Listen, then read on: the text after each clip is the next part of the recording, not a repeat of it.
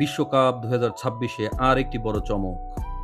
বিশ্বকাপের অন্যতম দাবিদার পর্তুগালকে ১-১ গোলে রুখে দিল ডিআর কঙ্গো। আর এই ড্র শুধু একটি পয়েন্ট নয়, এটি কঙ্গোর বিশ্বকাপের ইতিহাসের সর্বপ্রথম পয়েন্ট।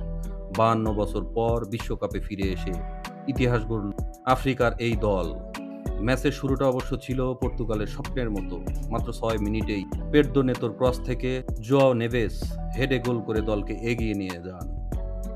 মনে হচ্ছিল পর্তুগাল সহজে জয় পেতে যাচ্ছে, কিন্তু কঙ্গো হার মানার দল নয়। প্রথমার্ধে যোগ করার সময়ে আর্থার মাসুয়ার দুর্দান্ত ক্রস থেকে ইওয়ানো ইওসা হেডে গোল করে সমতায় ফেরান দল। এটি ছিল ডিআর কঙ্গোর বিশ্বকাপ ইতিহাসের প্রথম গোল।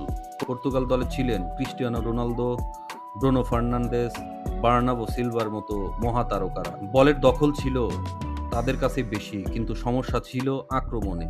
দল সুযোগ তৈরি করতে ব্যর্থ হয়েছে, আর রোনালদোকেও কার্যকরভাবে ব্যবহার করতে পারেনি পর্তুগাল দল।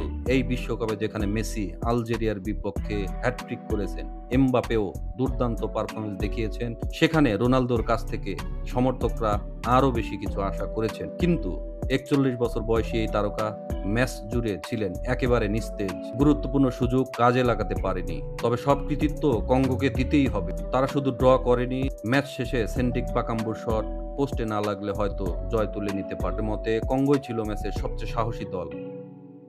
এই ফলাফলের পর গ্রুপ কে আরও জমে উঠে। পর্তুগালকে এখন পরের ম্যাচগুলোতে অবশ্যই জিততে হবে, আর কঙ্গো প্রমাণ করে বিশ্বকাপে কোনো দলকে ছোট করে দেখার কোনো সুযোগ নেই। আপনার মতে এই ড্রয়ের জন্য কে বেশি দায়ী?